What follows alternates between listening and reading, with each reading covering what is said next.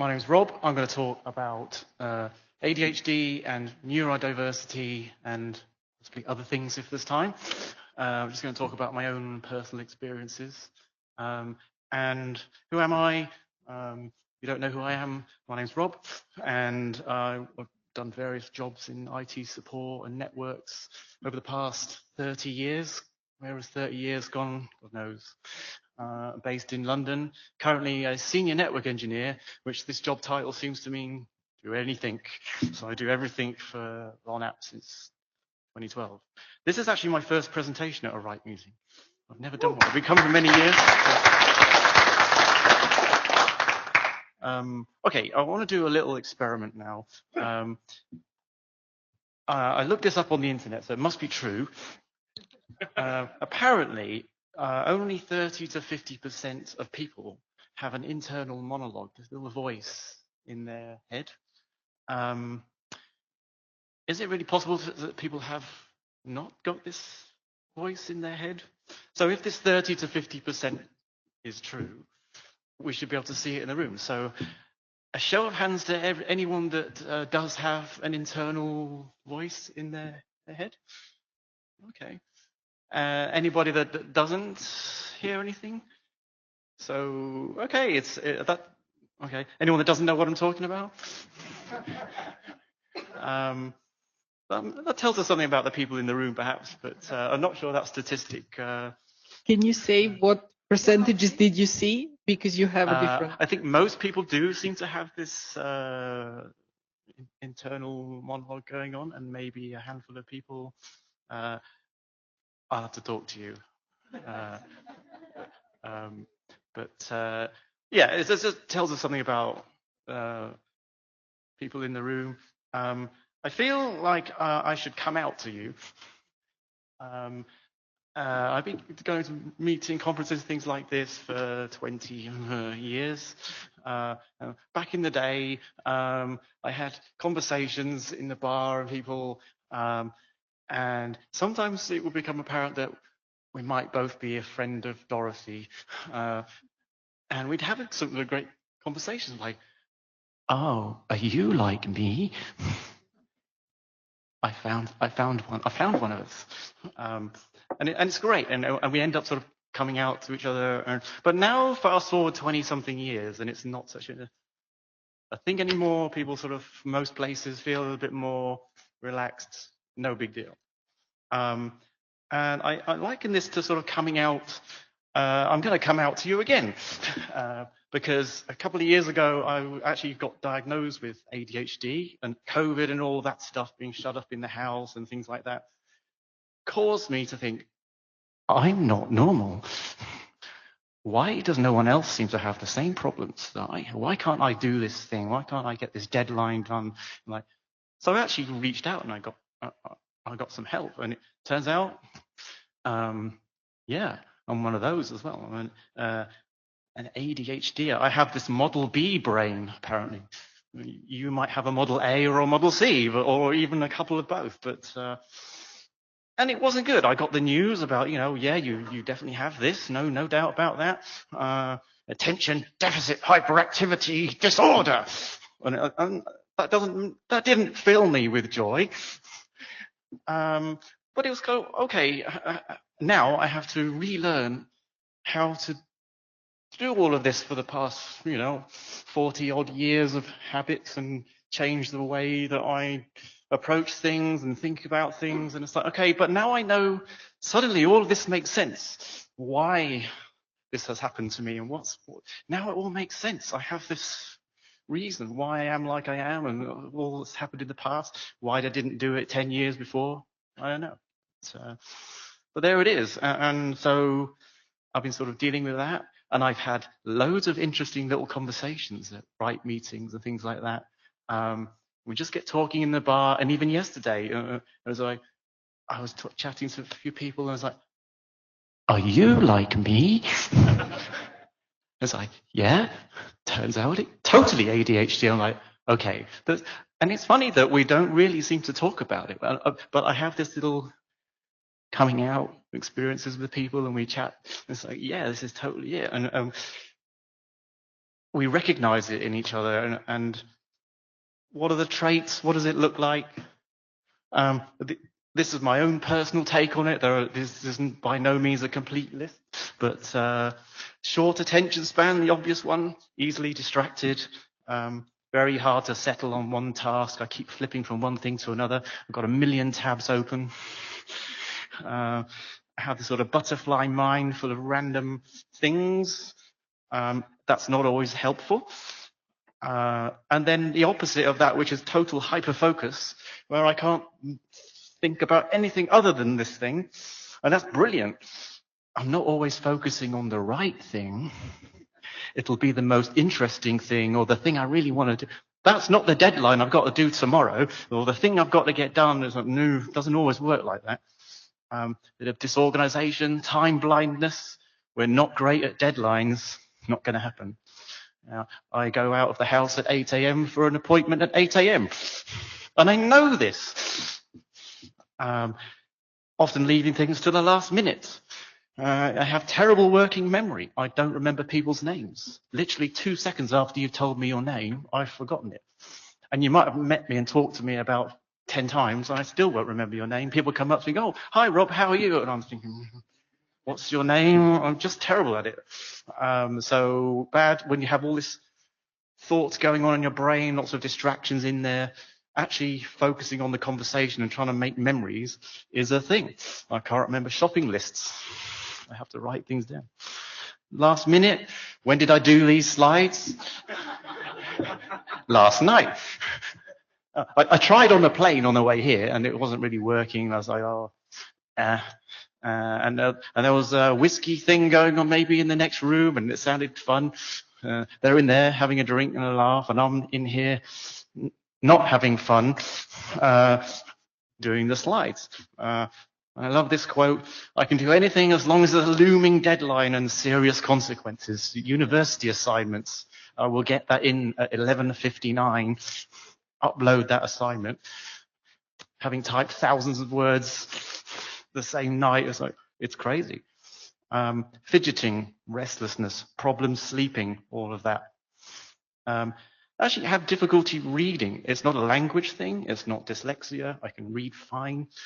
But when your brain is full of things, reading text, your eyes just sort of jump around the page. You can't read, or you read a paragraph, then you think, I can't take in what I've just read, so you read it again. So I kind of think it's a bit of a joke on some of these websites that say, this is a 5-minute read. How do you know how long it takes me to read it? It's going to take me 30 minutes. It could take me 10 minutes. We tend to be people pleasers. We don't like to let anybody down. And that's probably good and bad.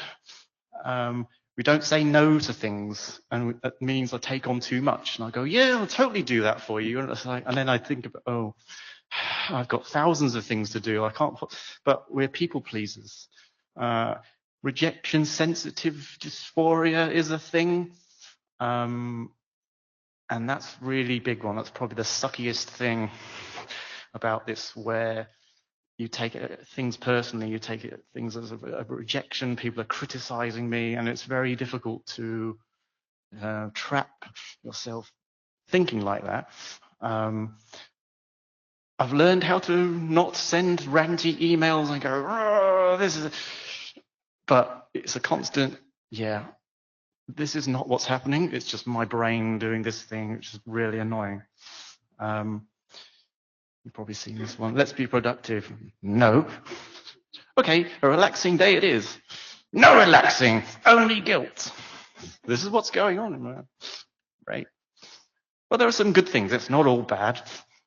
And you've got to lean into it and use the good sides of having this Model B brain. We're super calm in a crisis. Some of the best people you see that can cope in a crisis are paramedics, emergency workers, people who are doing super stressy jobs, because the adrenaline brings their brain up to normal level, and suddenly they can focus and be completely calm and everything else. Super calm in a crisis. Creativity, having all of these unconnected thoughts going on. You can think outside the box. You can make connections between things that somebody else might not have thought about. So, oh, that's a really cool idea. I never thought of it. Creativity is really great. Lots of energy. We can deliver work to a very high standard, a very good level of attention to detail. It's got to be perfect. You know, it's great. That level of energy comes from I don't know where, but it's there. Authenticity, motivated by passion and purpose. When we get the purpose, when we get there, it's brilliant. And we're great social justice warriors. My own life might be a complete shambles, but I'm going to help someone else out, sort all their problems, and I want to make it right for them. That's just how it is. Very kind-hearted, very compassionate. We generally care about other people a great deal. We're empathetic to what other people are going through. And that's a great thing to do, to have. Bravery, fearless in decision making. We make decisions quickly, maybe a little bit too hastily, but it's there. It's a quality you can use. There you go. Does this resonate with anyone? This bad boy can fit in so many hypothetical conversations. This is what's going on. Communication is where you sort of struggle a bit. It's a mixed bag. I don't know what's right. Me when I don't talk, is it awkward? Me when I talk, am I annoying? Oh, yeah. If you've chatted to me, you've probably heard all about my current hyperfixation projecting random thoughts, plus all the backstory, because you need to know all that, and 3 tangents that we went off on as well to get there. And here's another thing I thought you might want to know, some other bonus content in brackets as well. My emails tend not to be short. They're kind of long, and I kind of think, oh, I've got to summarize this, but there it is. What was your name again? Oh, sorry, you were busting to go to the toilet. I will literally follow you going to the toilet, trying to finish off my little story, but well, whatever. So what are my experiences of all this? It's kind of, yeah, the bad, and the good. And things like this, right meetings, I get sometimes unhelpful advice. Have you tried making a to-do list? Yes, of course, I have many, many to-do lists. And I love to write things that I've already done on the to-do list and then cross them off immediately, because that makes me feel good. Why can't you just do the thing? Just sit there and do it. I'm like, yeah, I tried that. I was sitting on the plane trying to do the slides, and it's not going to happen. ADHD isn't a real thing. It's just an excuse. It's just a fad. I'm like, well, it's a real thing to me. And there are books and papers, and it's quite well understood, actually, that this is a thing. Those are all sort of comments that I've had. It's like, well, they don't really understand what it is to be me, having this Model B brain. It can be that I'm quite slow to think in conversations. And by the time I've thought of my thing that I wanted to say, the conversation's moved on. It's like, oh, I don't want to start saying it now. I feel like an idiot. Or I don't want to sort of interrupt someone. So, yeah, walking up to a little group of people, you try and break into that conversation. It feels a bit awkward. I like to tell a story and give lots of context. And people find this incredibly annoying, apparently, that I waffle on a bit. And just get to the point, damn it. I don't need all of this. People talking over me because they just kind of bored me waffling on. So what? Why am I talking about this? What if anything can RIPE or the community do to sort of acknowledge this and help? Who's seen this before? The sunflower lanyard? Yeah, a handful of people. This was a thing that was started by London Gatwick Airport, actually. That's where it started. And it's just a lanyard that they started giving out to people.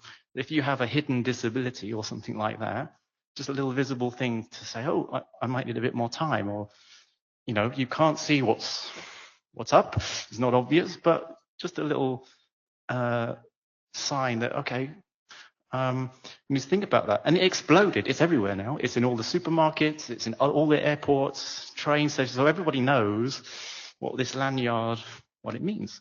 And actually, it's made it to other countries. And I kind of like the message. That's all it is. Ask if you can help. Be kind. Listen closely. Have patience, and do not judge, and show respect. And that's not a lot to ask. That's not a lot to ask. But people need to be aware that, oh, okay, I just need to think about my social battery. You probably all get this, but it's like, oh, yeah, you kind of get a bit peopled out after a week of hundreds of people in chats, and it's all great, but you think, I just need to go and sit in a dark room for a while. What else? Quiet spaces, flexibility with deadlines. They were very great. Me uploading my slides literally this afternoon. Set clear expectations. Easier to read fonts and things. It's amazing how certain typefaces and fonts and line spacing makes a hell of a difference. A hell of a lot easier to follow, especially long bits of text. And just keep talking about it. We don't really talk about it as the sort of elephant in the room. Removing the stigma about it. Why have I just come out to you now? Why aren't we talking about it? Before I did this, only about 5 people actually knew. So it's out there now, you all know. Do with that what you will. Hidden brains, and I call brilliant minds. You're some of the most brilliant people I've spoken to. Undoubtedly neurodiverse. Would the internet ever have happened without these amazing diverse minds? I don't think it would, because it takes all sorts of brains, the Model A, the Model B, the Model C. And I think it's to be celebrated. It's not all bad news, and it's just how people are. And keep being awesome. Keep being awesome. I struggle with this a bit. I read the documentation, as you do. If you want an owner's manual for your brain, I can recommend these 3 books. These were very helpful. It's on the slides where these, the first minute, how to get your point across quickly. You don't waffle on. Little book, very thin. I managed to read it. Have I finished all the other books I bought? Buying the book's one thing. Actually sitting and reading it, another thing. But yeah, really useful books. So I leave you with this. Too many of us have tried to tone down our weirdnesses for friends or partners, only later to learn that we were suppressing the best things about us. There's no joy like the joy of being your strange self, of finding out that there are people out there who love you for it.